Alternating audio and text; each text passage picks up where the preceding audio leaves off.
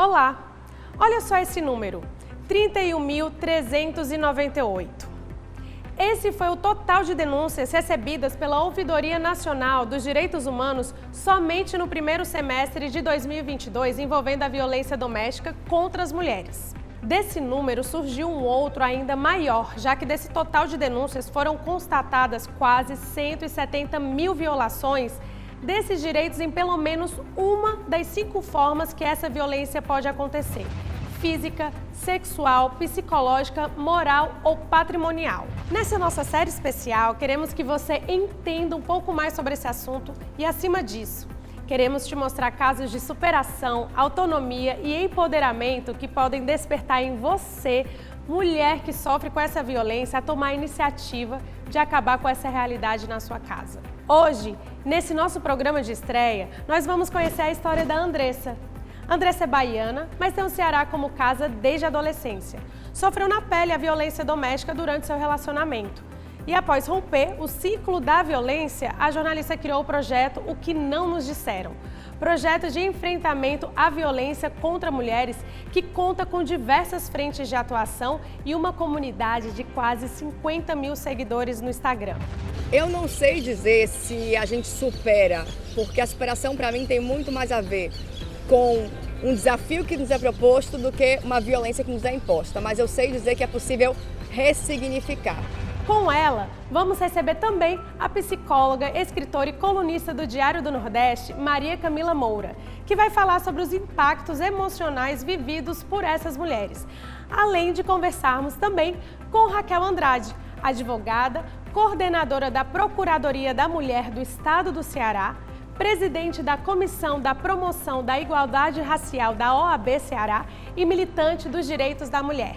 Vamos juntas?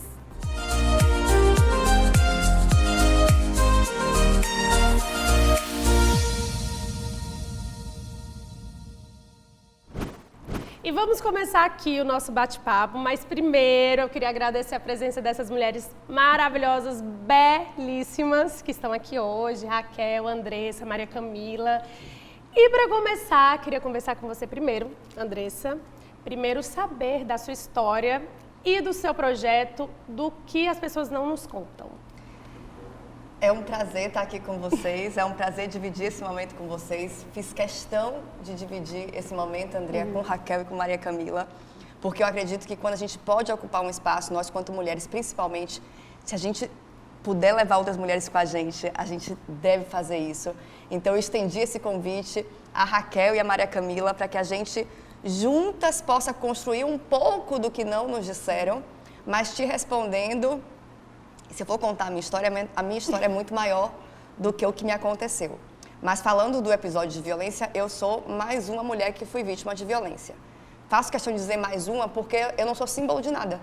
Eu sou mais uma mulher que foi vítima de violência. Tantas de nós já fomos. E eu só me percebi vítima de violência quando o olho ficou roxo. Estou falando de algo que aconteceu há bastante tempo e a gente não conversava sobre esse assunto quando aquilo me aconteceu. Eu sou jornalista de formação e quando a gente vê a matéria sobre a mulher vítima de violência, é na perspectiva da violência física, né? Uma mulher que foi estrangulada, o feminicídio, mais uma mulher que foi saqueada. Então, na perspectiva daquilo que deixa a marca visível aos olhos, a marca do olho roxo. As campanhas também são assim. Então, Andressa tinha uma história antes da violência, Andressa sofreu violência, mas e quem era eu? Porque ainda temos essa cultura da mulher vítima de violência ser uma mulher vítima de violência e só. E eu era vítima de violência, ou seja, eu não era nada, eu era um número, eu era mais uma. E eu precisei conversar com outras mulheres. Acho que a coisa do jornalismo é de conhecer pessoas e de ouvir.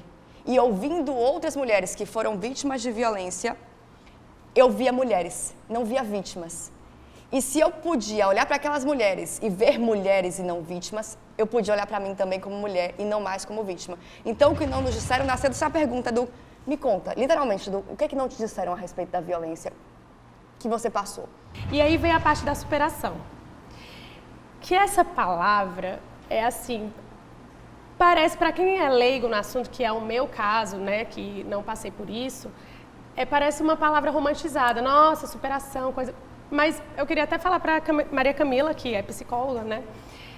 O que o peso da palavra superação, porque parece às vezes para mim algo que quem está passando, porque eu não sei, não tenho essa voz de fala para falar sobre isso, mas é possível, não é possível, parece que vai chegar para você, não vai chegar. Quando que acontece o estalo de vou começar a superar, o que é que eu tenho que fazer, essa mudança de comportamento, sabe? A palavra superação em si, ela pode, como toda palavra, né? Ela pode ser, a gente pensa que as palavras elas têm um sentido já dado, que como se todo mundo pensasse sobre superação do mesmo modo. E não é exatamente assim.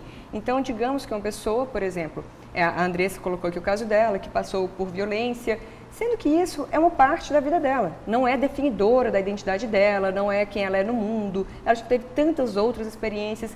Sendo que eu não duvido, isso eu nunca nem conversei com a Andressa, mas eu não duvido que se o agressor passar do outro lado da rua, que isso de alguma maneira não a retraia, que isso de alguma maneira não remeta às más memórias. Aí a pessoa pode pensar, então eu não superei. Não, eu tenho um instinto de sobrevivência, eu quero distância do que de alguma maneira já me pôs em perigo e eu não quero que me coloque de novo. Porque as pessoas confundem às vezes perdoar com reconciliar. Então não, eu perdoei, mas eu não quero reconciliar. Não, eu superei, mas eu não quero ver nem a 1 quilômetro de distância, eu vou continuar com a minha medida protetiva. Então, são muitas questões que essa mesma palavra pode confundir. Agora, até assim, um exemplo que pode parecer bobo, mas que eu gosto de dar, quando a gente pensa naqueles filmes, os soldados, eles voltam da guerra, nossa, que bom, venceram a guerra, sobreviveram.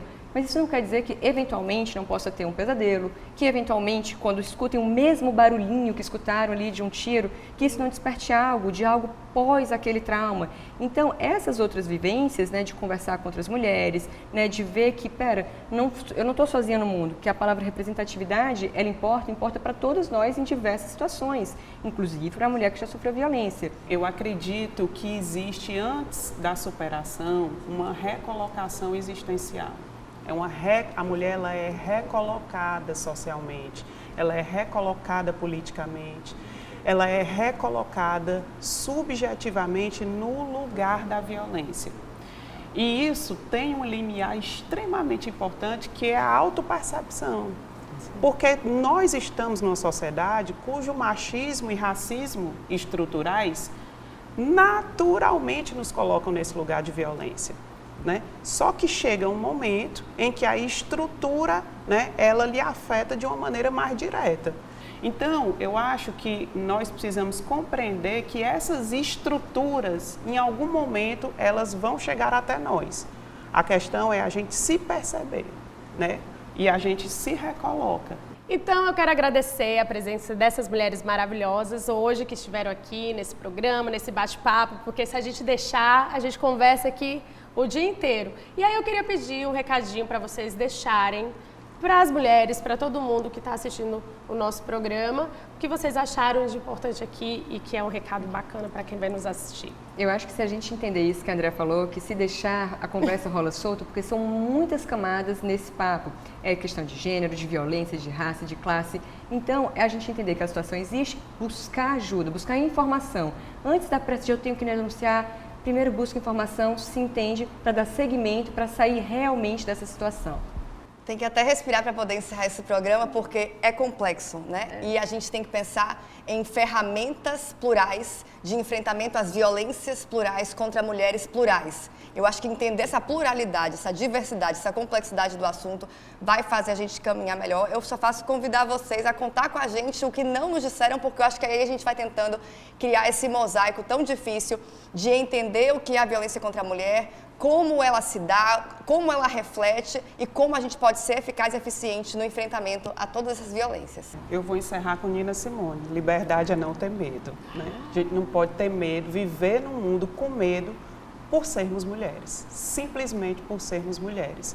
Então, viver livre, viver feliz, em segurança, de maneira digna, é um direito nosso também, por que não? Né? Tá aí. A gente espera que esse papo tenha te ajudado a tomar uma atitude caso você esteja enfrentando um episódio como o que a Andressa enfrentou.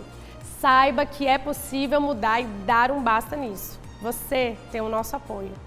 Eu sou Andréa Feijó e te espero na próxima. Até lá! Nenhuma menos. Realização Diário do Nordeste. Patrocínio Assembleia Legislativa a serviço da cidadania.